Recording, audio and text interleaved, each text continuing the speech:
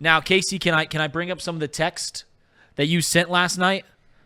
So Casey sends these tweets. He broke the news to me. He said, we're releasing Joe Mixon. I'm pulling this up. Zach Moss in, Joe Mixon out for me and Rappaport. This is the first text that Casey sent. He said, stupid. Absolutely stupid. I said, I love it. Casey then says, Reed, they spent $4.5 million on him this year. Horrible. I think Casey's mom is watching. What the heck are they doing?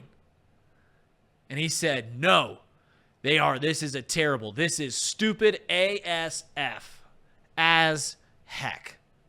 Casey, your thoughts on releasing Joe Mixon and signing Zach Moss? Listen, that was just my natural gut reaction before doing a little more research on him. I think it's fine. If you're going to spend that money on a guy, it better be a guy like Zach Moss, who has the potential to be exactly what they're looking for. I think that I would have much rather just risked it in the draft and saved even more money. Like that's the way I look at it. And that's what most teams would probably do, right? They would probably just spend a league minimum on another depth piece like they did with Travion Williams. You have Chase Brown and Travion Williams, and you go into the draft and you draft a guy. And if you don't get a guy, you just get a guy after the draft. One of the dozens of people that are available usually around that time. $4.5 million, I'm basically arguing the same. It's the same argument that people have about cutting Mixon. You're saving like $2 million just to get Zach Moss. Well, I'm arguing about $2 million extra to just go get a other guy. So yes, a little bit of an overreaction at first. You look at the numbers. The numbers suggest that he's more explosive, has better after contact yardage, with less carries, right? I mean, he did a really good job with the limited amount of carries. I will say this: this is subject to change once I do a little more research on the Colts and their offensive line and their scheme, because that first 4 weeks that he did really well was also the first 4 weeks that Anthony Richardson was on the team. So they had a quarterback running threat. And that's the majority of when his yards appeared to have come around. So subject to change a little bit. However, there's also another added benefit too to this. Better as a pass blocker. He allows the Bengals to now finally be a running back by committee rotation where we're actually getting to see more of Chase Brown. And we already know this one fact. The Bengals refuse to run the ball. They just do. They're going to throw 30-plus times a game, maybe even 40-plus times a game. We ran Joe Mixon 250 times last year. I know, but that was because he was getting all the carries. He was still only getting like 15 carries a game when Joe Burrow was healthy. You spread that out now against 2 to 3 running backs that are healthy, young, and explosive, and you're going to get those to 20. Whereas last year it was 3 yards, 4 yards, 2 yards, 5 yards. Right. So I think in all, I think it's a smart move to get a guy like him. I just don't know if I would have spent the money. I think I would rather just go get that same type of person in the draft. But again, I'm arguing over $2 million. That's what most of the people are arguing over is $2 million. And what is $2 million? Really? Is it Mike Gesicki? Okay, well.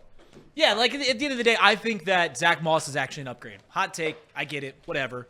But especially with the amount of carries. If Joe Mixon had 25, 30 carries, I think he's a better back just because he's more consistent. But Zach Moss is only going to get maybe 10 carries a game, 10 touches a game. You need him to be explosive. I think between him and Chase Brown, we will see an explosion in the run game. I do. I think that we will see more big plays, some metrics, and I'm looking Pro Football Focus breakaway percentage metric. He ranked 15th amongst backs. Joe Mixon ranked 30th. And Pro Football Focus's elusive rating, which measures the success and impact of a runner regardless of blocking. Once again, I'm not the whiz kid. I didn't put these stats together. I'm just telling you what they tell me. Zach Moss was 18th. Mixon was 30th. So, like, you'll see some smart people, some people that I respect in their opinions on football. They will tell you that the Bengals did 3 things by releasing Joe Mixon and signing Zach Moss. They saved money, they got younger, and they got better. Boom, boom, boom. Bingo, bango, bongo. I love the move. I really do. But here's what I'll tell people that are very worried. And this is what I started the monologue off today talking about Zach Moss and Joe Mixon. And I said, if you think I don't have this opinion on running backs to think that the running back is going to make or break a season. I don't preach, and preach is the right word because I talk about it all the time. I get on a soapbox about it. I don't outwardly say these things about the running back and think that, oh, we got Zach Moss, we got a little better, this team's Super Bowl bound, and vice versa, oh, we lost Joe Mixon, this team's not going to make the postseason, this team's going to win 7 games. I just think that more often than not, the running back position is overvalued. I think that it's overblown, and it's shown that in the NFL. So when you go younger, when you get a little less tread on the tires, when you go a little cheaper, I think those are good moves all around. World beating, no. I think this is a good move, but where I gave Geno Stone an A, and where I gave the signing of Mike Gesicki that we just broke 20 minutes ago a B+ to an A-, I think this fits somewhere in the B- range because I think the impact isn't as big as the chatter around it, right? Sometimes the impact doesn't mirror how much talk you have. I think the ability, I think the DJ Reader stuff that we are talking about a whole lot, I think that impact is much bigger than this. I think the impact of what happens with the T. Higgins debacle is much bigger than this. Once again, Joe Mixon, phenomenal Bengal. Second all-time in rushing yards in this franchise's history. Has been great. I think much to the chagrin, much to the people tearing him down, has brought around his reputation, which I'm proud about. This Bengals franchise for a long time, guys like Pac-Man Jones, guys like Vontaze Burfict, just to name a couple, there was this rough and rowdy kind of moniker about the Bengals, right? And Joe Mixon came into that perception. That's when he came into the franchise. Oh, of course the Bengals signed Joe Mixon. Did you see what happened with him in college? Of course the Bengals are the guys that get him. And he's been a stand-up citizen. I know there's those legal matters all been negated, right? All been thrown out. Every single person that Joe Mixon has met raves about him as a human being. I'll take those. I will take the perception of those people over I'll take the perception of people on Twitter. That being said, I think it's a good move. I do feel bad, and we'll get to Casey in a second. He's raising his hand. He's like, hey, come on, let me talk. You're talking too much. No, you're good. You're good. I will say this, that if there's anything I feel bad about in this whole situation, it's that Joe Mixon didn't get to be a free agent yesterday when all these names are signing, when all these guys are going to different teams. I wish that Joe Mixon would have gotten the same opportunities as a Josh Jacobs, as a DeAndre Swift, as a Saquon Barkley, as a Zach Moss. He's not. A lot of running backs have been signed in the past 24 hours. And now Joe Mixon's teams that he could go to, few and far between. Good luck to Joe Mixon wherever he goes. I do have one question. Let's say he doesn't get signed, right, which would be kind of crazy, but it's a flooded market. I'm sure there will be a team to sign him.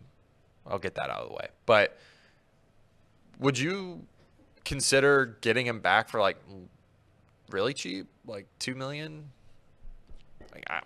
Added depth? No, you wouldn't even do that? No.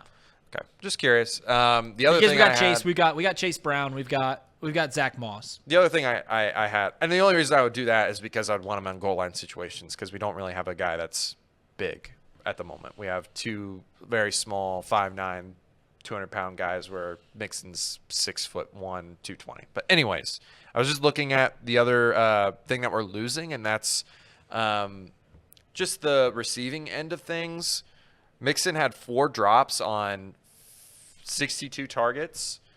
Zach Moss had 5 drops on 35 targets and less yards. Fumbled one time. Fumbled once. So, again, that's what you get when you get an explosive guy, too. You're going to have those times where you're going to have drops or fumbles, which his worst game, believe it or not, actually came against the Bengals. He had 2 drops against the Bengals, and he had his worst day in terms of yardage as a starter with 28 yards. Okay. So, okay. I mean, they saw something in him in the film probably, and I think we all see the numbers here that he's got good breakaway potential. And like I said, you gave it a B-. I would give it probably a B- as well. I think that it's a good idea to just get a guy that's gonna get breakaway speed. Hot off the press, Joe Mixon was not released. Not released by the Cincinnati Bengals. He is got traded. you. He's not released, people. He's traded to the Houston Texans. Ooh, That works. You know what? In all sincerity, I like that move. I would have liked to see him go to the NFC, but he's going to be competing again, right? I think actually the worst case scenario because I do have affinity for Joe Mixon, was that he goes to a Carolina Panthers, was that he goes to a Washington Commanders, was that he goes to name a terrible team. I would like to see him compete, and in Houston he's going to compete. The question is what are we going to get back for him? I would imagine like a 6th, right? If the idea was that you were going to release him, I can't imagine you have a whole lot of leverage in getting a pick back, right? And it hasn't come out yet, right? Ian Rappaport just tweeted this a minute ago. I mean, we could speculate on it. I don't imagine 7th next year, 6th or 7th, right? I think the only thing that I think the Texans were wanting a running back, and this was their opportunity to secure a top tier running back. I guess is in their mind what they're thinking probably. That's my speculation. I don't know why they would possibly try to trade after being cut. Let's package Joe Mixon and Brad Robbins for whoever the hell their punter is. Oh, that seems fair. I mean, that seems fair. What a slap in the face. That was the funny thing about Bengals Twitter last night is talking about how we're not going to get Tommy Townsend. It's like, and I get it, punting's an important part of the game, but it is what it is. This is actually. I'm guessing this is like a 6th round pick. This is actually way better. Way better than I thought, because not only that, we get rid of his cap hit, right? Instead of cutting him. So now we get an extra 2.75 or 3 that you would be losing by cutting him. So we save $4 million, likely getting a draft pick. So this has turned into a really good deal for the Bengals. So let's do this. Unless we're getting a player, unless we're taking a player of similar cap hit, that could be the case. Yeah.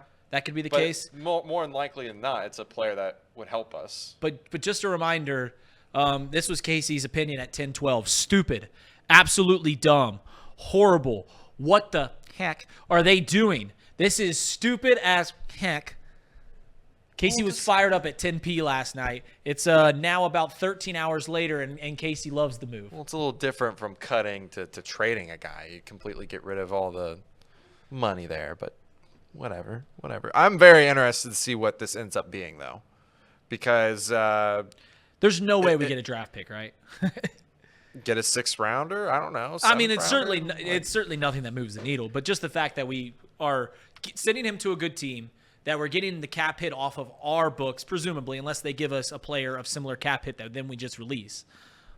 It could be something. I mean, we'll let the dust fall before we make our opinions. But when we already liked the move, now we love it.